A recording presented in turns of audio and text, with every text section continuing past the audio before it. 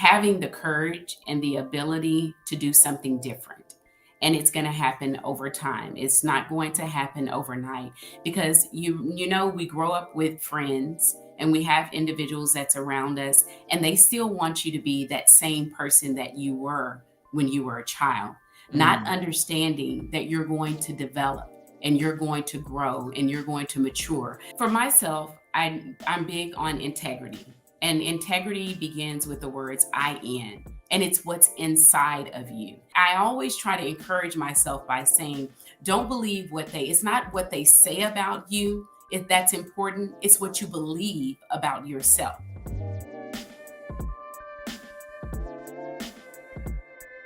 Dr. Nicole Bradford is a published author, life coach, entrepreneur, and a speaker with 2 decades of experience in the field of education. She energizes and equips others to take action and live audaciously authentic lives. She's here with me today to chat about the importance of creating the life that you desire and taking the steps to move from pleasing others to doing what makes you genuinely happy. I'm really excited to talk to Dr. Nicole Bradford. I've been known to be a people pleaser in my life, and I know that this conversation will help me as well. Dr. Nicole, I'm so excited to have you on the show. Thanks for being here.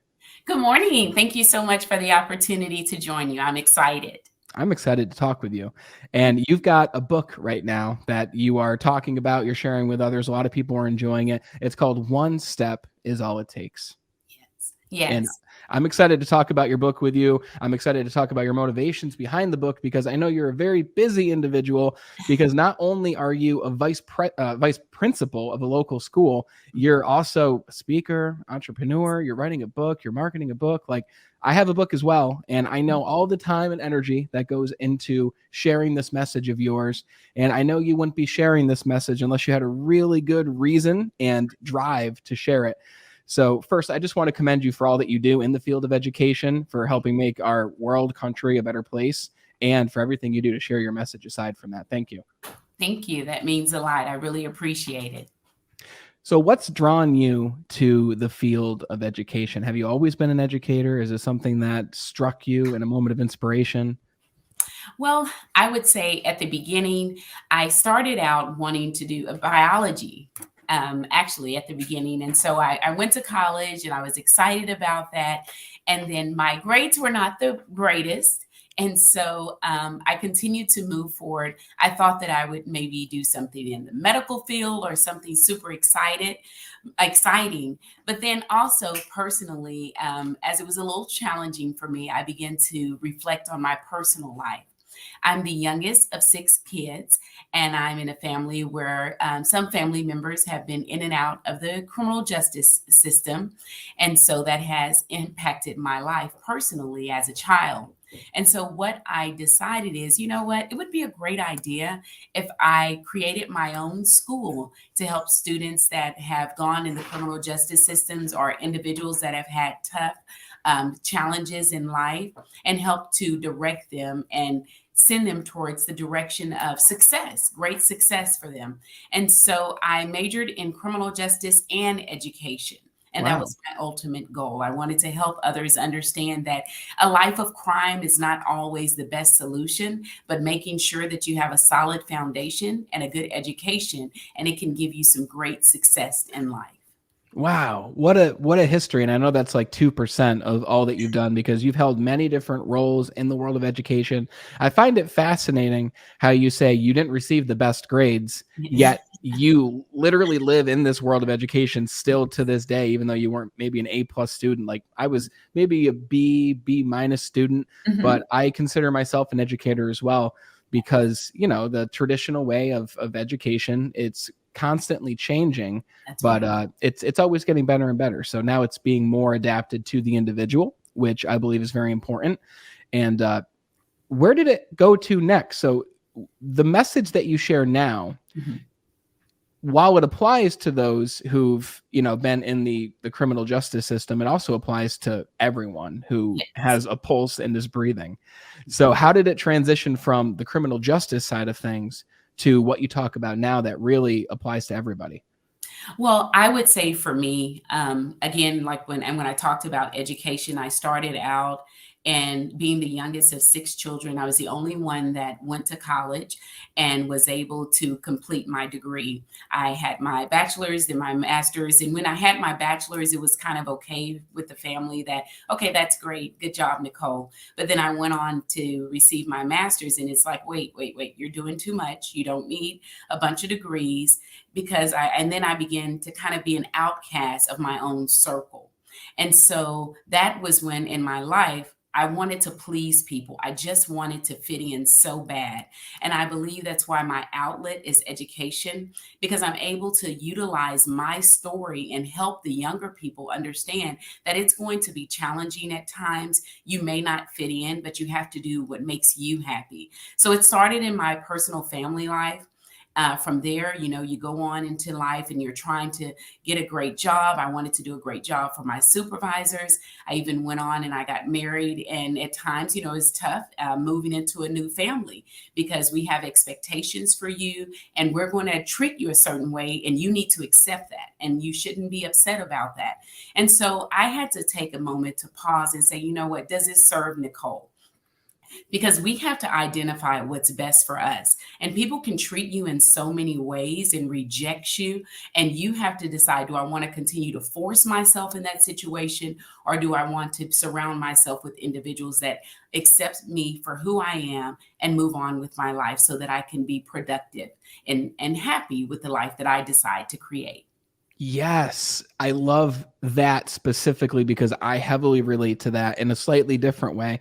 Like even to this day, when I explain to my dad as an example or my mom of what I do, they love me no matter what. And I'm blessed to still have both of them in my life. I had a great upbringing. And to this day, though, at the beginning of my speaking career, when I started my business in 2019, I did a lot of free presentations and a lot of free talks as a speaker. And for those listening who you're a speaker as well, you're either in the same place if you're at the beginning, maybe you're still doing free talks, but you don't start off with the high paying gigs. Exactly. And I would tell my dad, I've got this presentation tomorrow for this company, for this chamber, for this club, whatever it was. And the first question he would always ask me, because he's a man of business, he's a construction worker, owns his own business. When you do something in his world, you get paid for doing it. Although he's been doing it 30, 40 years. So it's a little bit different. He would always ask me, well, how much are you getting paid to do that? And the answer was, well, nothing right now, Yes. but it will lead to this and it will lead to that. And it turned into me almost justifying his perspective rather than simply doing my best to educate him on the reality, or maybe not even bothering to educate him on the reality. But, especially when, let's say your whole family went to school and you didn't go to school and you go to pursue a trade skill instead, and maybe that's a better paying, more opportunity, but your family is going to be like, Joe, what are you doing? Why are you going to do this when we all did this? Exactly. And it can be so difficult in that family dynamic, especially a lot of people ask, because we talk a lot on the show about proximity is power, and you are the people that you spend the most time with. Well, what if that's your family? And what if you have alcoholics in your family? What if your family is overweight? What if they're unhappy, depressed, anxious, whatever it might be?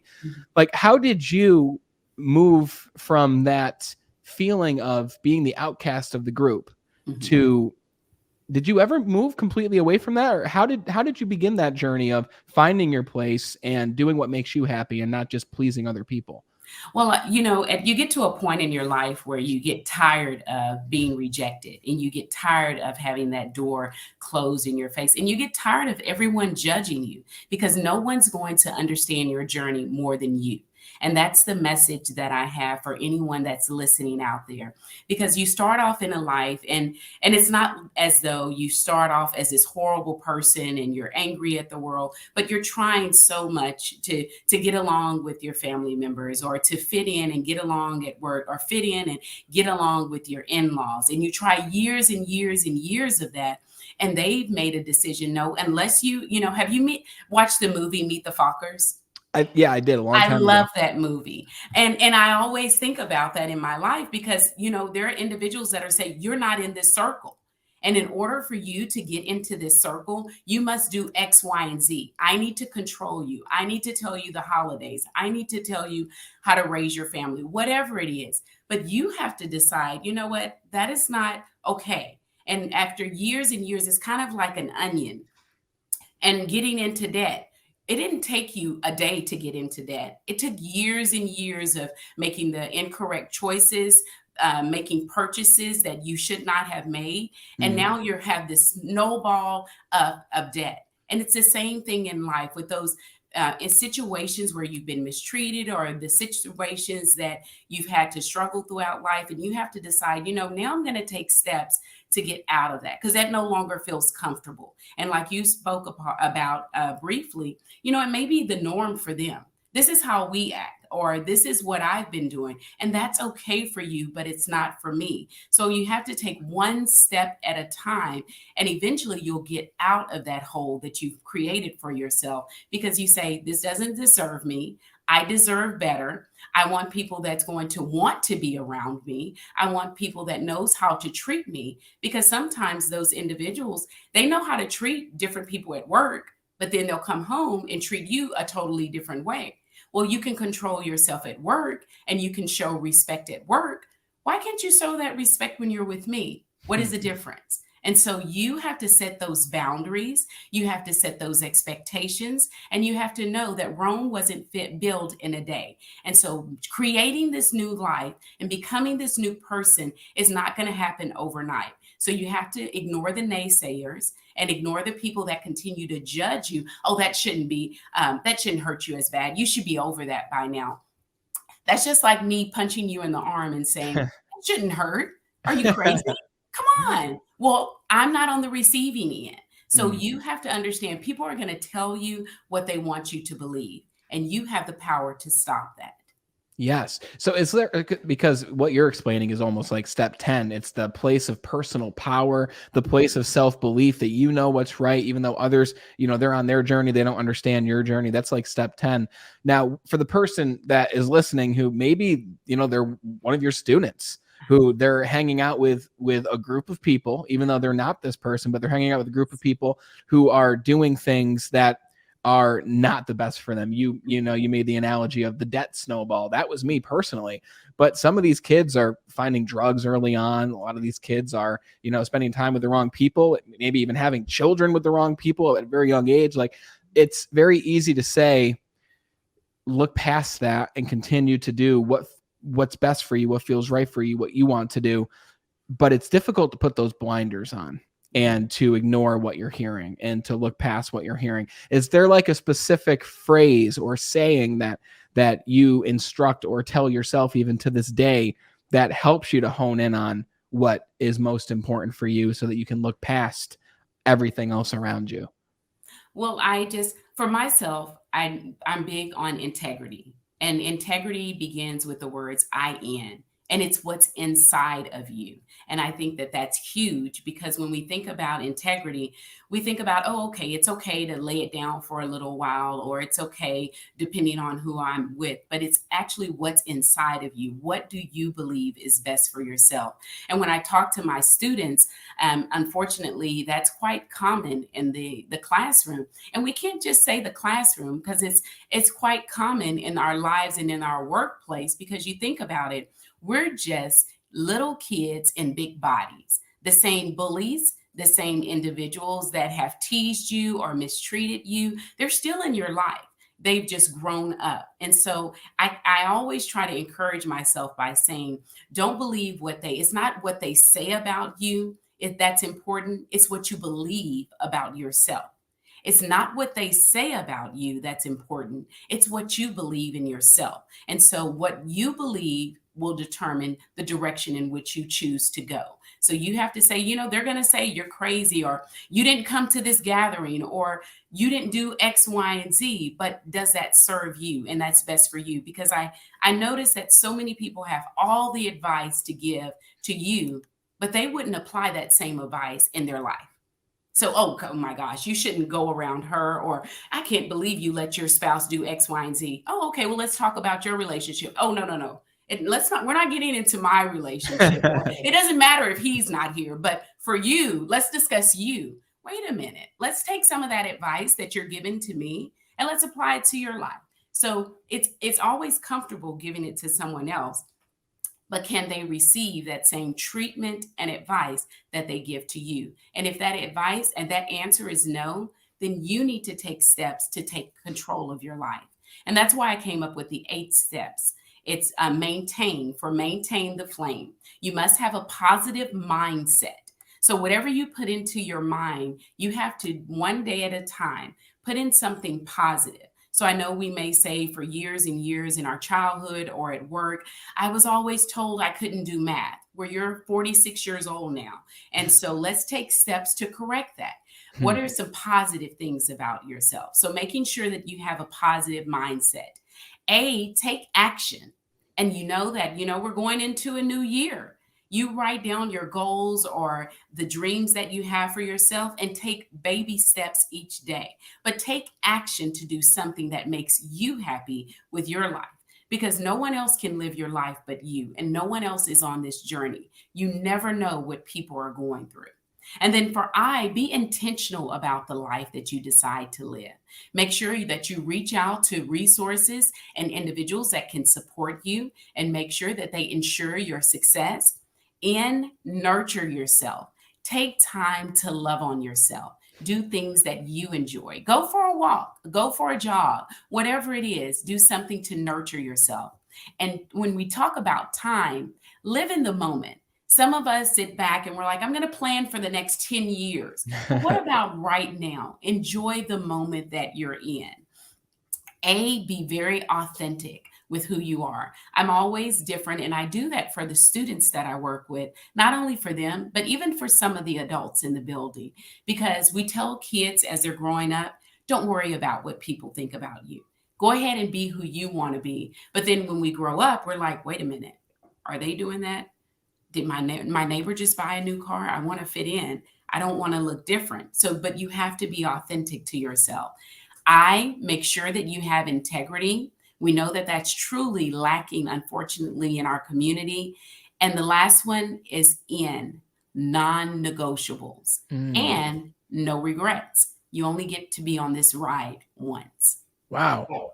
Love that. Yeah, I think those steps and those principles are as important for the teachers and the adults in the building as they are for the children. Because, the children, I remember in high school, I was blessed to not have huge responsibilities, have to take care of younger siblings or whatever it might be. I know that's not always the case, but those teachers have families. They have, debts like we talked about. They've got losses in the family. They've got students that they're, there to teach and to maintain this leadership towards, and all those things are just as applicable for them as for the children, and the same for everyone listening right now. And you reminded me of the beginning of my journey when I was 21 years old. I didn't really know myself, and I'm still, learning to know myself even more and to discover more, but I never really knew myself until I was 21 to 22 years old when I started my personal development journey. And I was overweight. I was in massive debt, like what you mentioned. So I relate to that. I was a negative person in terms of mindset. I definitely wouldn't be hosting a show like this, having conversations like this.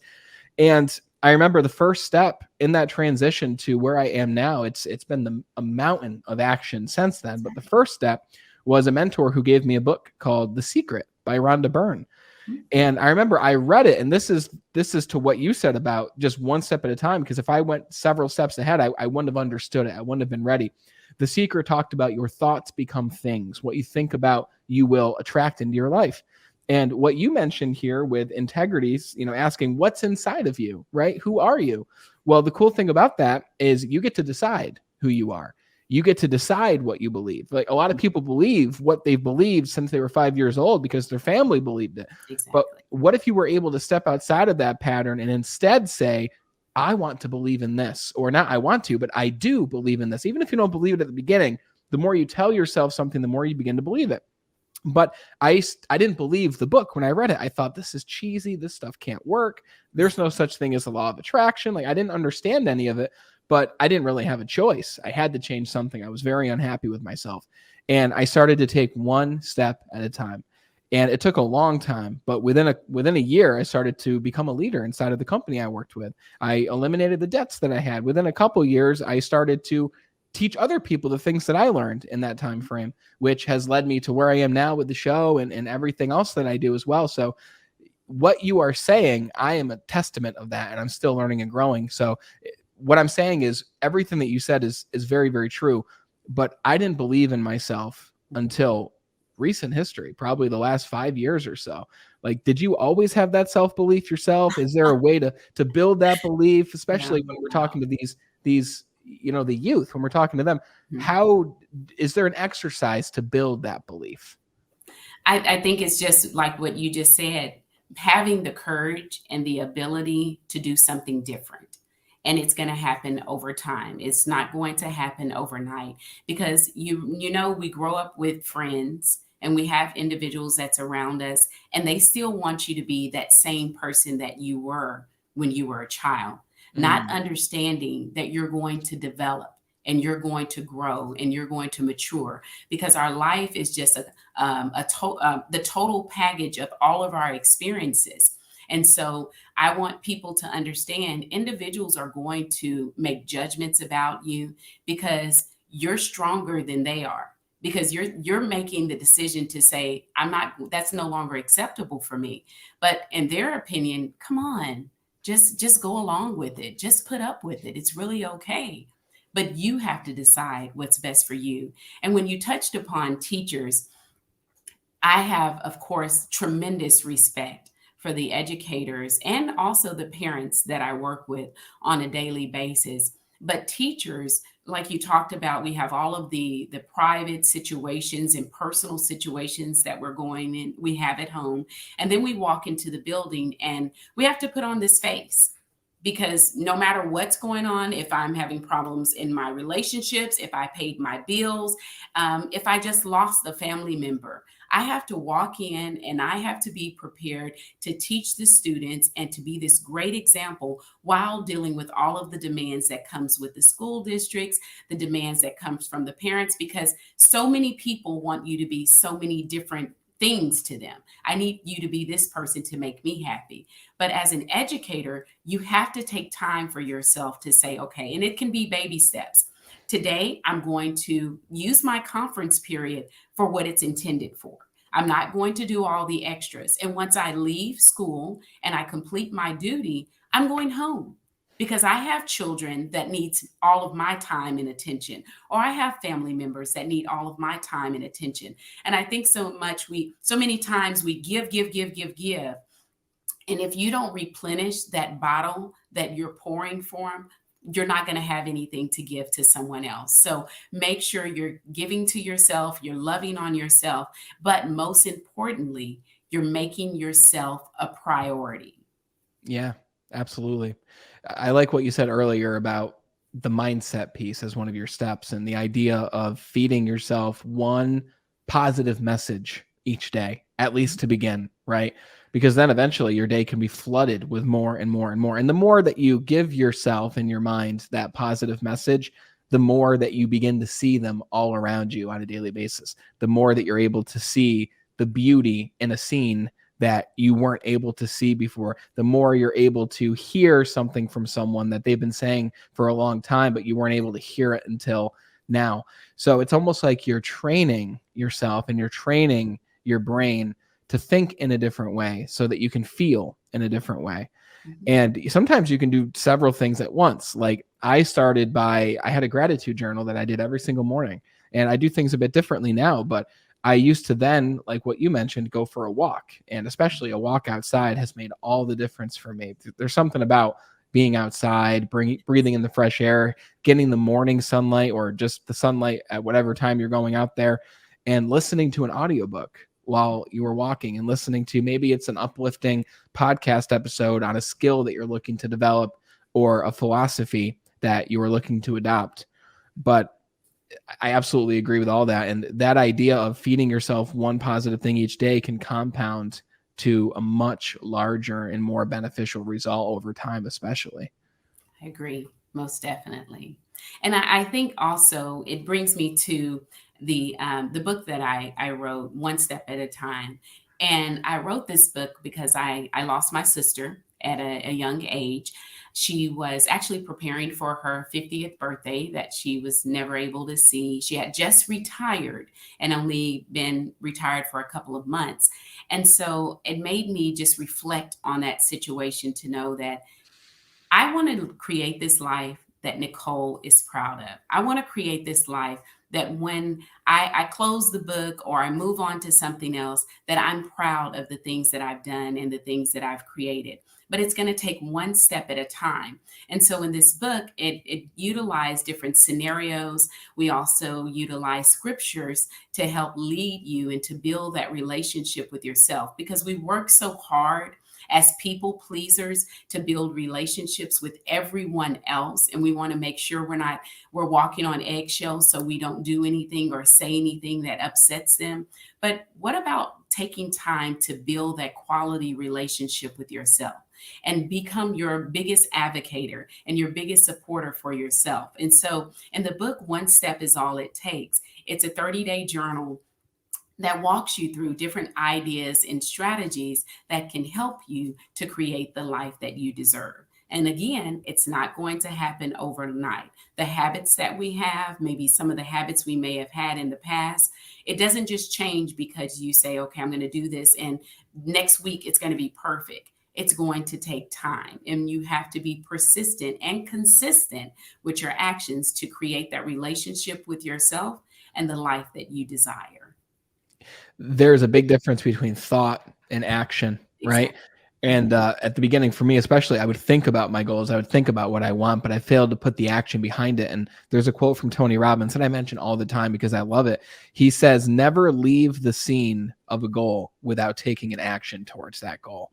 Even if it's a phone call, even if it's going on that walk. If you say that you want to weigh a certain amount, go outside, run right now. Like, you don't need to get a gym membership. You don't need to do all that. You can go outside and take action now.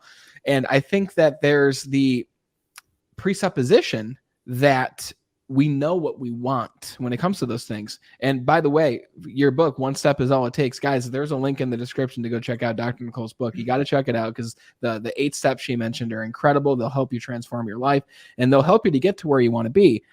Now, that right there, where you want to be, that I can imagine has changed constantly in your life with Most definitely. the many different things that you've done, the many different hats that you've worn, both personally and professionally. If someone came up to you and said, Nicole, I don't know what I want. Can you help me find what it is that I want? Can you help me find what brings me the most joy? Is there a process to that self-discovery? And I'm going to kind of load this question Okay. and take it whatever direction you want. But when your focus or what you've wanted in your life changed from one thing to the next thing, how do you heed and listen to that calling and take action on that calling? Because I'm sure there's a lot of things that call to you that you don't take action towards, because then you'd just be chasing that shiny object. Like, how do you know when to change direction, and how do you find what it is that you truly want? I think it's, again, goes back to that integrity. It goes back to what's inside of you and what you've always desired. Because we sit back and as we grow and we become older in our lives, we may have had a goal that said, okay, I want to own a bakery. But we somehow talk ourselves out of that dream or that goal or that aspiration we have for ourselves. Because when we're driving around, those negative thoughts pop in. And it's like, well, you want a bakery? You've just passed 6 of them. There's no way you can be successful.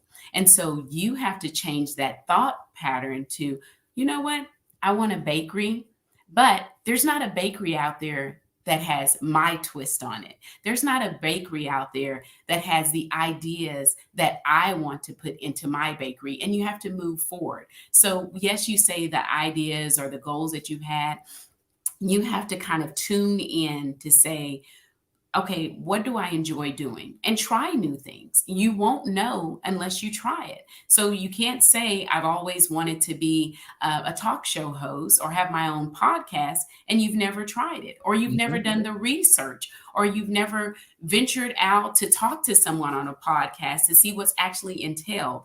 And that's what I tell not only my students in the building, but also my own children. I don't want them to limit their lives, and I definitely don't want them to live a life that I want.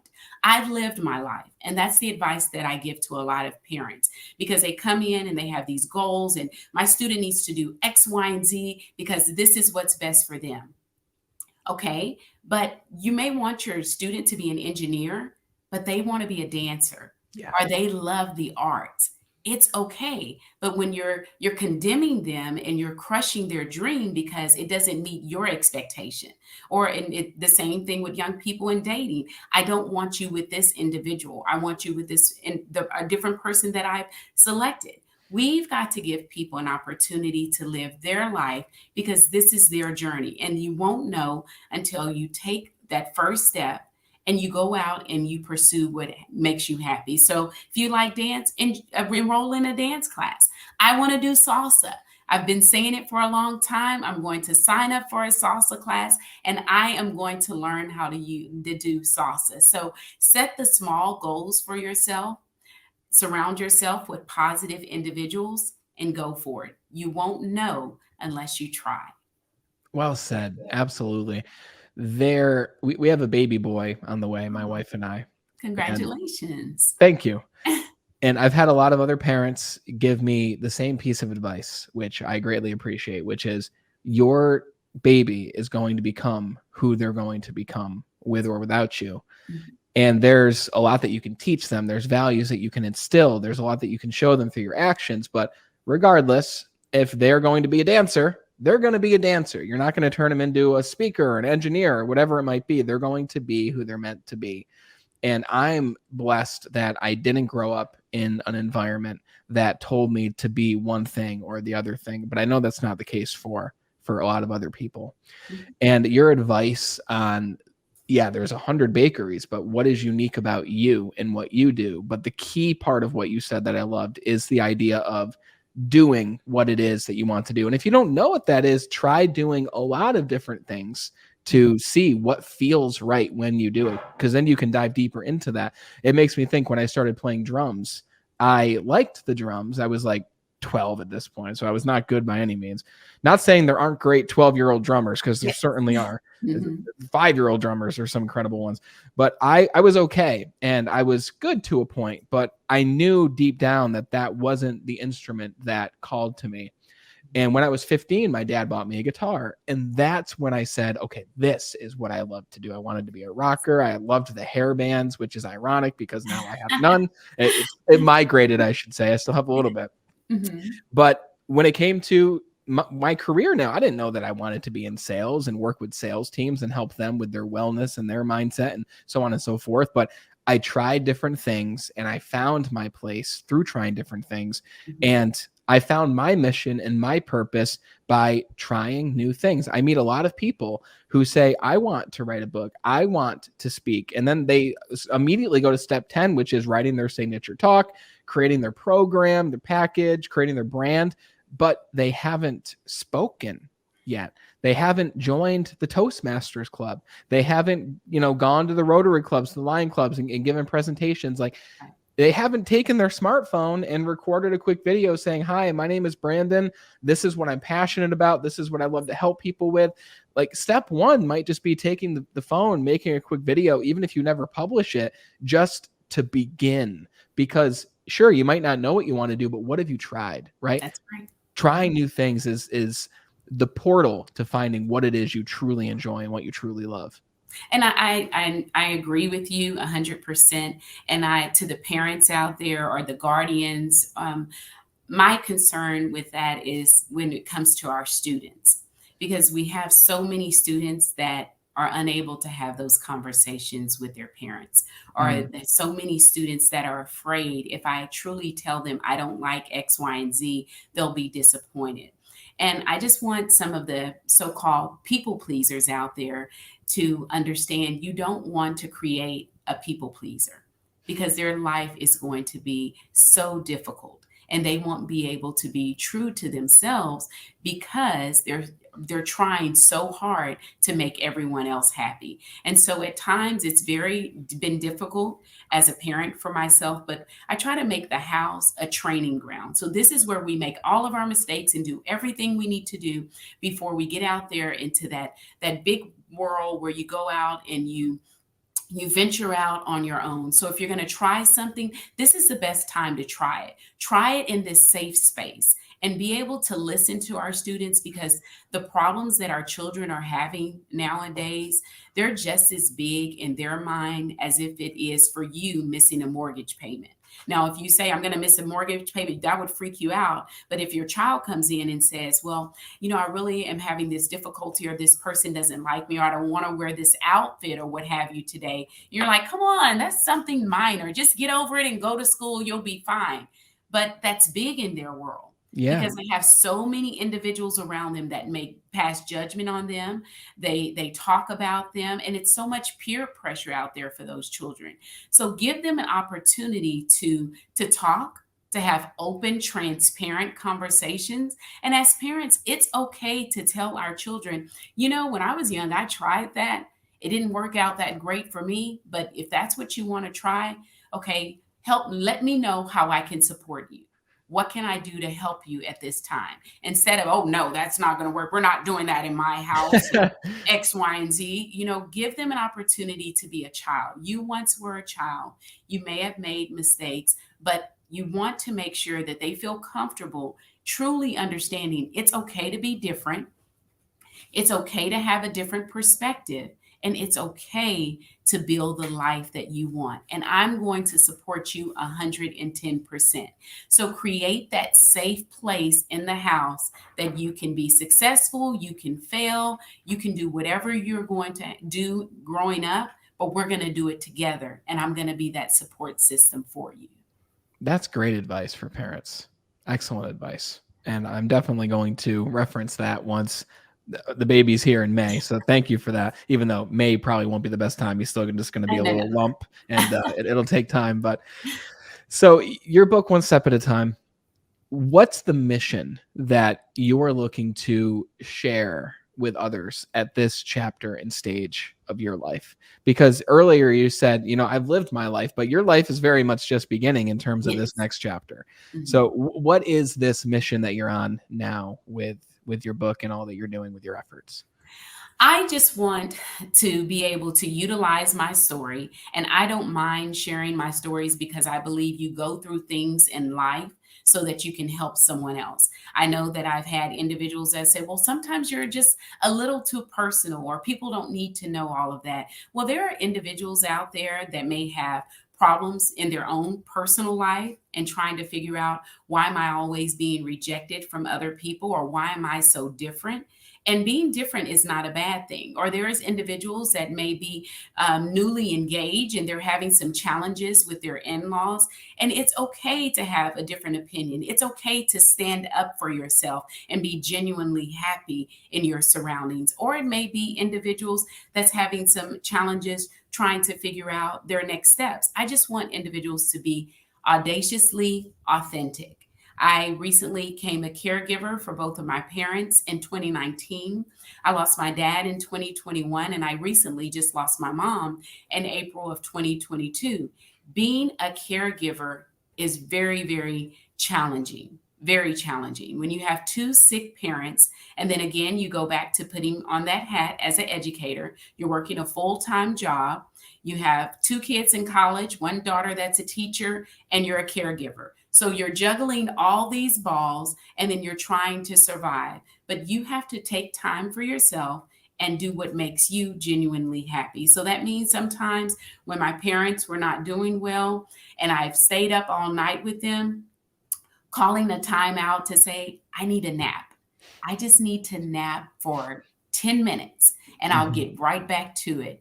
But making sure that you are authentic to who you are, you're in a job that you love, you're being the parent that you're going to be proud of so that you can build that strong relationship with your child, or you're in a relationship that you can be happy about, that this person truly loves me, I truly love this individual, and we're going to move forward.